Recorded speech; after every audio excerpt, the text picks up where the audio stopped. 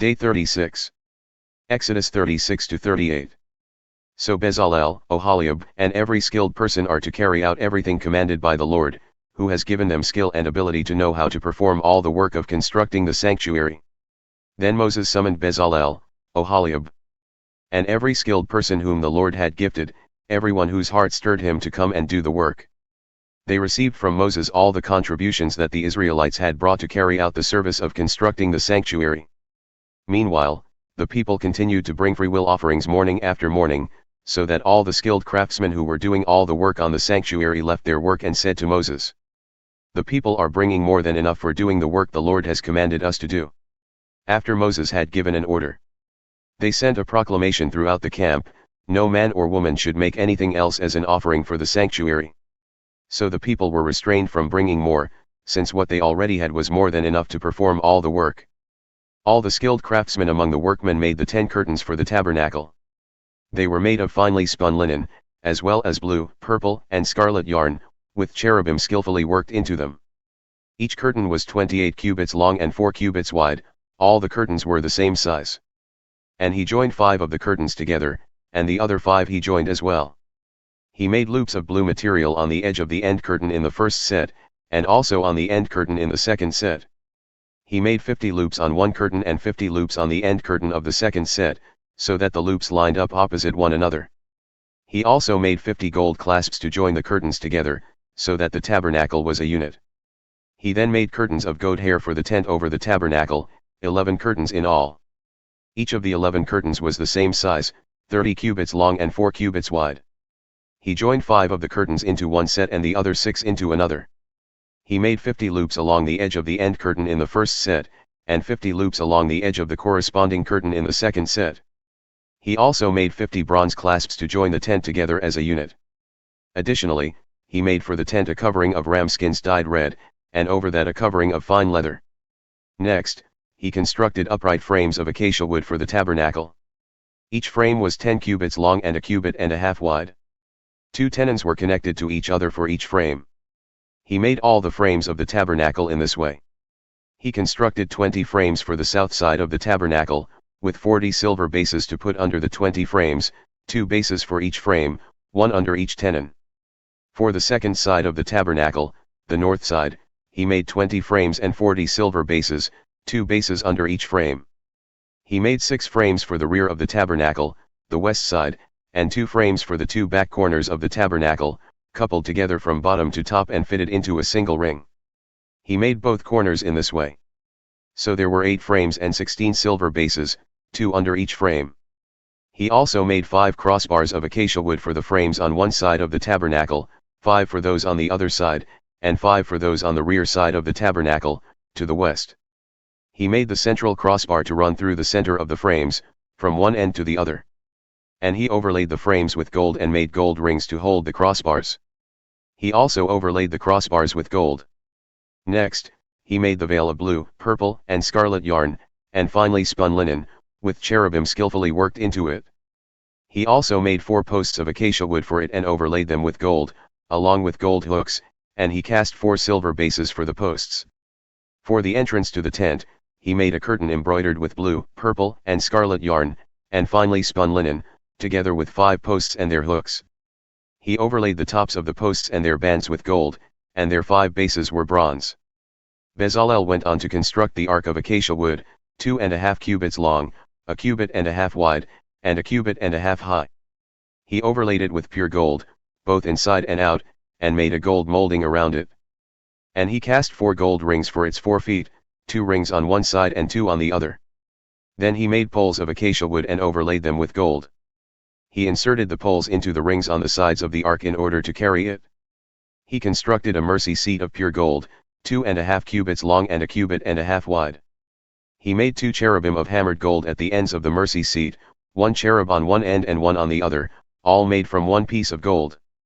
And the cherubim had wings that spread upward, overshadowing the mercy seat. The cherubim faced each other, looking toward the mercy seat. He also made the table of acacia wood 2 cubits long, a cubit wide, and a cubit and a half high. He overlaid it with pure gold and made a gold molding around it. And he made a rim around it a handbreadth wide and put a gold molding on the rim. He cast 4 gold rings for the table and fastened them to the 4 corners at its 4 legs. The rings were placed close to the rim, to serve as holders for the poles used to carry the table. He made the poles of acacia wood for carrying the table and overlaid them with gold. He also made the utensils for the table out of pure gold, its plates and dishes, as well as its bowls and pitchers for pouring drink offerings. Then he made the lampstand out of pure hammered gold, all of one piece, its base and shaft, its cups and its buds and petals. 6 branches extended from the sides, 3 on one side and 3 on the other.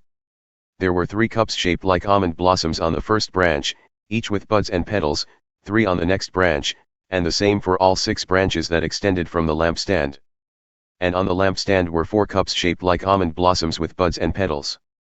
A bud was under the first pair of branches that extended from the lampstand, a bud under the second pair, and a bud under the third pair. The buds and branches were all of one piece with the lampstand, hammered out of pure gold. He also made its 7 lamps, its wick trimmers, and trays of pure gold.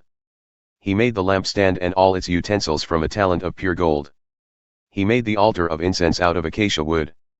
It was square, a cubit long, a cubit wide, and 2 cubits high. Its horns were of one piece. And he overlaid with pure gold the top and all the sides and horns. Then he made a molding of gold around it. He made 2 gold rings below the molding on opposite sides to hold the poles used to carry it. And he made the poles of acacia wood and overlaid them with gold. He also made the sacred anointing oil and the pure, fragrant incense, the work of a perfumer. Bezalel constructed the altar of burnt offering from acacia wood. It was square, 5 cubits long, 5 cubits wide, and 3 cubits high.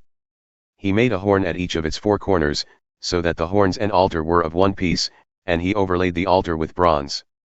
He made all the altar's utensils of bronze, its pots, shovels, sprinkling bowls, meat forks, and fire pans. He made a grate of bronze mesh for the altar under its ledge, halfway up from the bottom. At the 4 corners of the bronze grate he cast 4 rings as holders for the poles. And he made the poles of acacia wood and overlaid them with bronze. Then he inserted the poles into the rings on the sides of the altar for carrying it. He made the altar with boards so that it was hollow. Next he made the bronze basin and its stand from the mirrors of the women who served at the entrance to the tent of meeting. Then he constructed the courtyard. The south side of the courtyard was 100 cubits long and had curtains of finely spun linen, with 20 posts and 20 bronze bases, and with silver hooks and bands on the posts. The north side was also 100 cubits long, with 20 posts and 20 bronze bases. The hooks and bands of the posts were silver. The west side was 50 cubits long and had curtains, with 10 posts and 10 bases. The hooks and bands of the posts were silver. And the east side, toward the sunrise, was also 50 cubits long. The curtains on one side of the entrance were 15 cubits long, with 3 posts and 3 bases. And the curtains on the other side were also 15 cubits long, with 3 posts and 3 bases as well. All the curtains around the courtyard were made of finely spun linen. The bases for the posts were bronze, the hooks and bands were silver, and the plating for the tops of the posts was silver. So all the posts of the courtyard were banded with silver. The curtain for the entrance to the courtyard was embroidered with blue, purple, and scarlet yarn, and finely spun linen. It was 20 cubits long and, like the curtains of the courtyard, 5 cubits high, with 4 posts and 4 bronze bases. Their hooks were silver, as well as the bands and the plating of their tops. All the tent pegs for the tabernacle and for the surrounding courtyard were bronze. This is the inventory for the tabernacle of the testimony, as recorded at Moses' command by the Levites under the direction of Ithamar son of Aaron the priest. Bezalel son of Uri, the son of Hur, of the tribe of Judah, made everything that the Lord had commanded Moses. With him was Oholiab son of Ahisamach, of the tribe of Dan, an engraver, designer, and embroiderer in blue, purple, and scarlet yarn and fine linen. All the gold from the wave offering used for the work on the sanctuary totaled 29 talents and 730 shekels, according to the sanctuary shekel. The silver from those numbered among the congregation totaled 100 talents and 1,775 shekels, according to the sanctuary shekel, a beka per person, that is, half a shekel, according to the sanctuary shekel, from everyone 20 years of age or older who had crossed over to be numbered. A total of 603,550 men. The 100 talents of silver were used to cast the bases of the sanctuary and the bases of the veil, 100 bases from the 100 talents, 1 talent per base.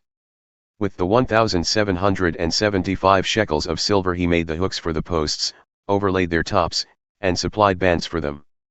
The bronze from the wave offering totaled 70 talents and 2,400 shekels. He used it to make the bases for the entrance to the tent of meeting, the bronze altar and its bronze grating, all the utensils for the altar, the bases for the surrounding courtyard and its gate, and all the tent pegs for the tabernacle and its surrounding courtyard. Matthew 23 verses 1 to 22. Then Jesus spoke to the crowds and to his disciples, the scribes and Pharisees sit in Moses' seat. So practice and observe everything they tell you. But do not do what they do, for they do not practice what they preach. They tie up heavy, burdensome loads and lay them on men's shoulders, but they themselves are not willing to lift a finger to move them. All their deeds are done for men to see. They broaden their phylacteries and lengthen their tassels. They love the places of honor at banquets, the chief seats in the synagogues, the greetings in the marketplaces, and the title of rabbi by which they are addressed. But you are not to be called rabbi, for you have one teacher, and you are all brothers.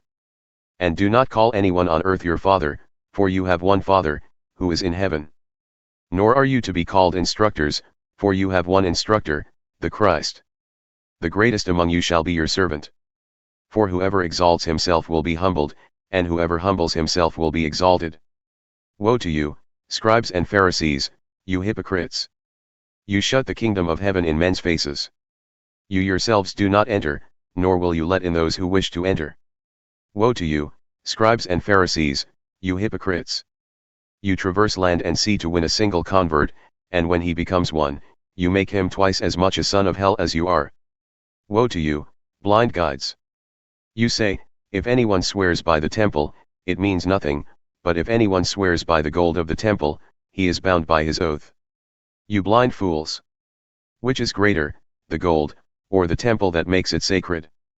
And you say, if anyone swears by the altar, it means nothing, but if anyone swears by the gift on it, he is bound by his oath. You blind men!